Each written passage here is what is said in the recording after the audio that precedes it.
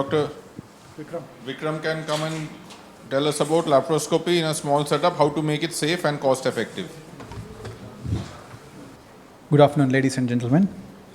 Laparoscopy in small setup, how to make it safe and cost effective. It's a kind of philosophical topic actually, and it expects a bit of discipline from us.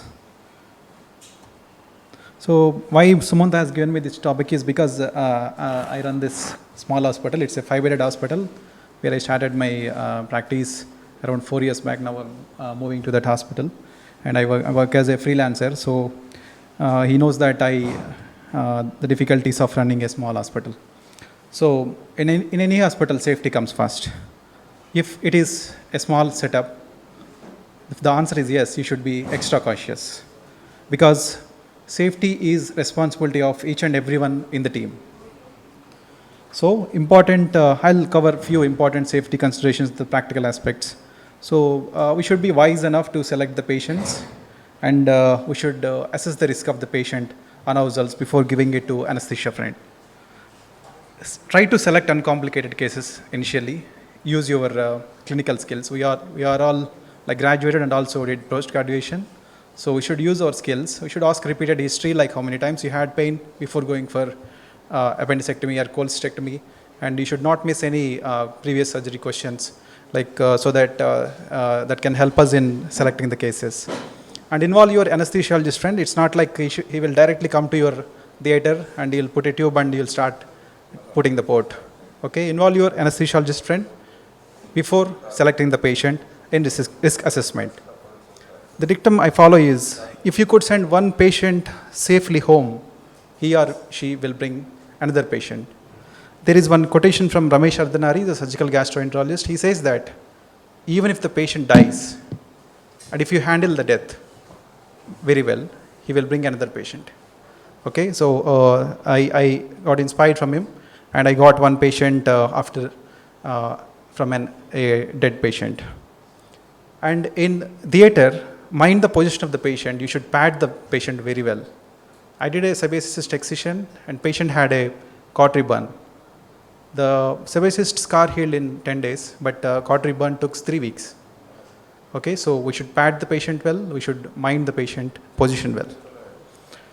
And another thing, before shifting the patient to OT itself, you should check the equipment. You switch on the laparoscopy set, every unit, monitor, insufflator, light source, camera processor. Check yourself with your eyes that it is working. And check the function of energy sources. In a small setup, usually we'll have a monopolar and bipolar cautery. So switch it on and see that whether it is functioning or not. And check the suction operators. It doesn't take much time.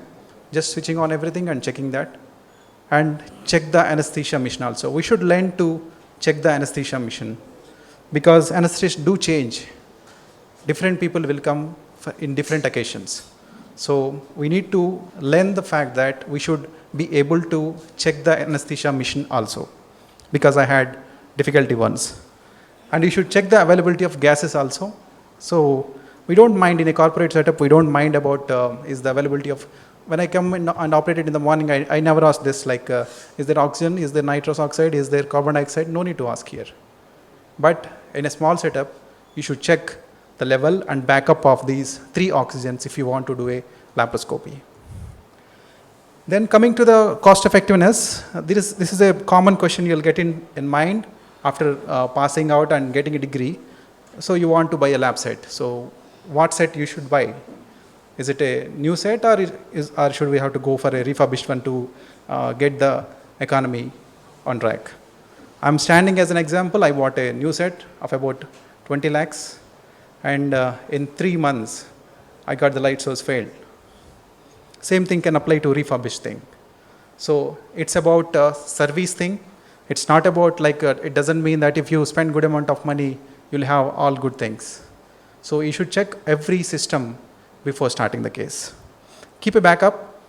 If you're around, like if your friend is around, and if he could give you a light source or camera if it fails in your setup, then that's a good thing. So you should maintain good relationship with your surgeon friends. Usually we don't do that. when we start clinical practice in the small villages. And good energy sources. I began my practice with a simple LN monopolar and bipolar cautery, and later I bought harmonic, and I'm planning to buy Ligasure also. So there is always, we can follow step-up approach. We can upscale gradually once our revenues are getting corrected. Coming to the starting of the case, after good induction, and you have all good oxygen, nitrous, and CO2, and you are starting the case. The first step is safe creation of pneumoperitoneum. So whenever you are starting, you will have all the pressure of completing the case while putting the first port. While accessing that pneumoperitoneum, you will have the pressure in the initial days. Okay, so we should be very, very careful in getting pneumoperitoneum. We should create it very safely. Approach is your choice and your training. It depends on your training. Be it various needle, be it Hassen's technique, whatever you are comfortable, you can do anything. Traditionally, Hassen's technique is being followed many times, but we are trained in various needle most of the times. And mind the scarred abdomen. Mind the scarred abdomen. Stay away from scars. And of course, there are you can read a lot of Palmer's point, Jane's point. So many safe points are there for entry, but we should create a safe pneumoperitoneum. And after putting the pneumoperitoneum directly, don't go the gallbladder and put the other ports. Try to look for injuries. Look for injuries wherever you are entering. You have seen Sandeep sir in the morning, and the caution he has given after placing the varus needle that has went into omentum. So we should check the entry point before proceeding with the actual surgery. And intra-abdominal pressure, I have seen in other setups, people keep it 16 and flow at 10. That's not good. So keeping the pressure below 12 mm will be good for safety of patient.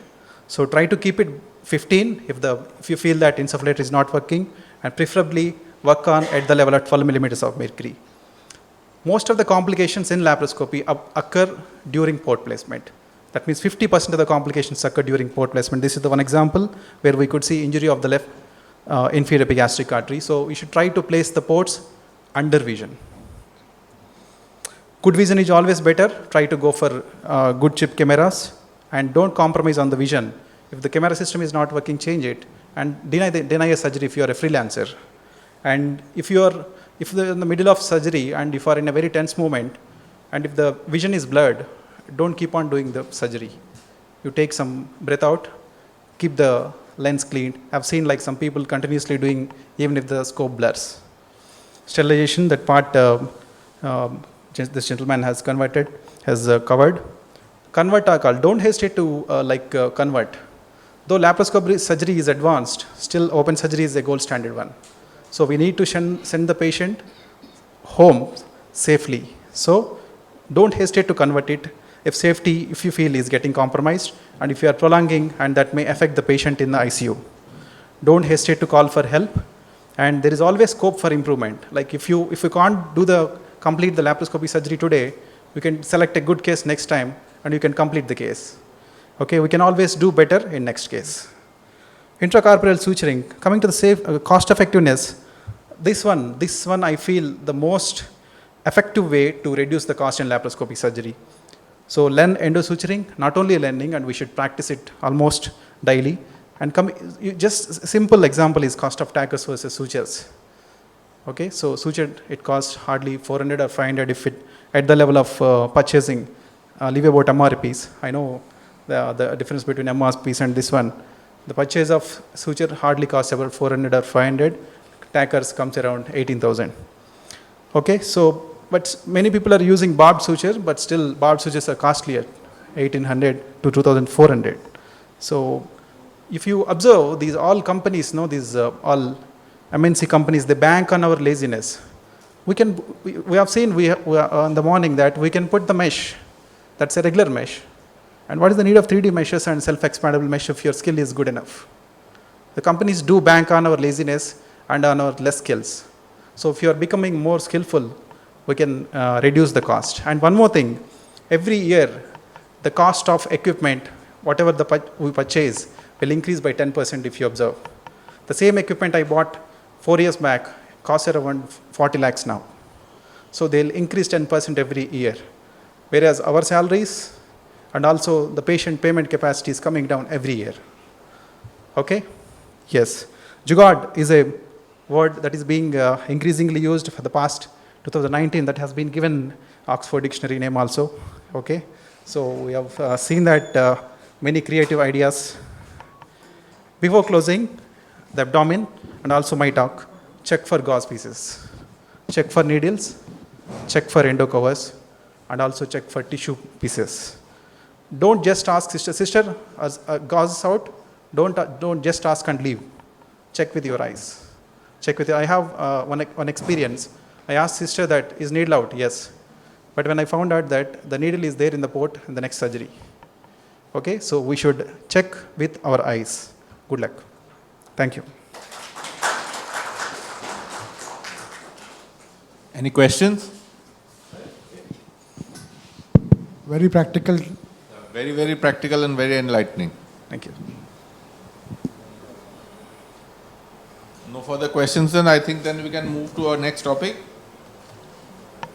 Dr. Prokhar Gupta will be giving a talk on the energy sources in laparoscopy. Know it before you use it.